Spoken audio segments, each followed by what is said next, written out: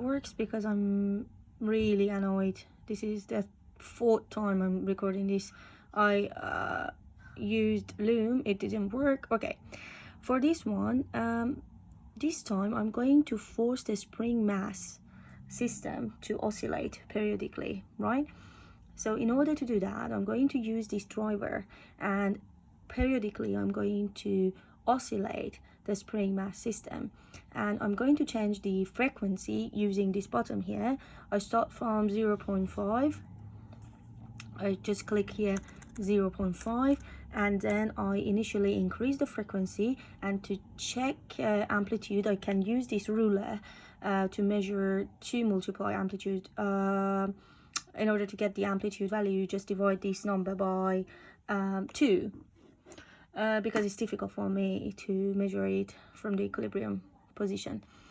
So now I give it a go. The mass is 1 kg. This is 1.592.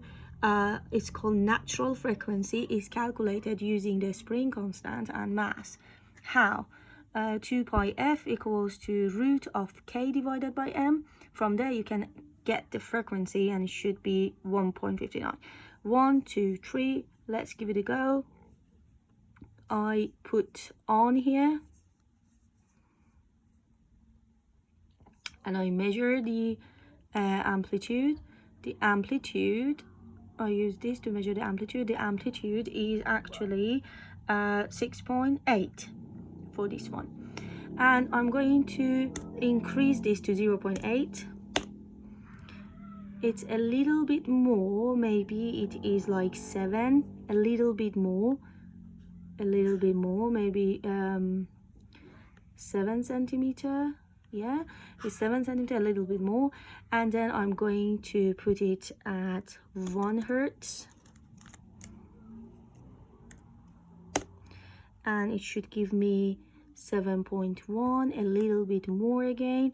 And then eventually I'm going to not eventually, and now I'm going to do 1.4. Let's see what happens. And now it's faster, and also the amplitude is increasing too. For 1.4 I get 8.8. I measured this stuff before, 8.8 centimeter. And now I'm going to put the natural frequency number, 1.58. I'm going to put, and this is interesting. Wow, if you take a look to this, I need to pull this down. It is now about 15 centimeter. Very careful measurement shows 14.5. And now I'm going to go beyond this natural frequency, which is 1.7 maybe.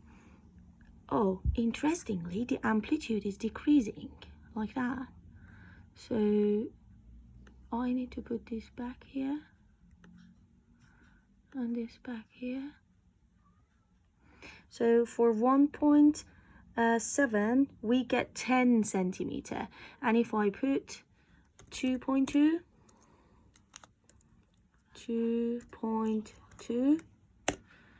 I get very small amplitude, like it will be like 6.5 centimeter again, something like that, 6.5 centimeter.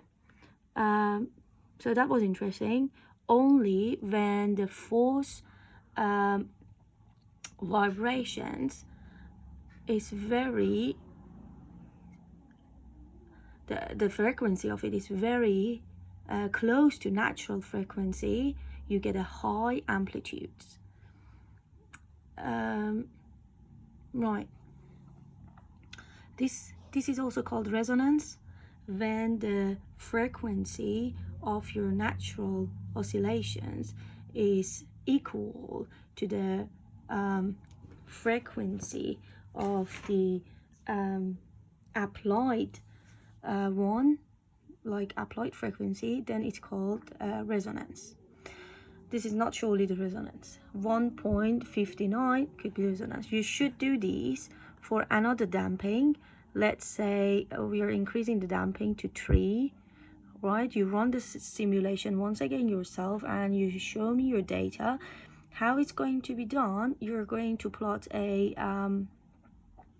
actually graph of amplitude against frequency for me. I've done it for this one and I attach it to the work. You do it and you send it back to me. So the graph should look a bit different when you choose damping constant 3. The shape might be similar in some ways.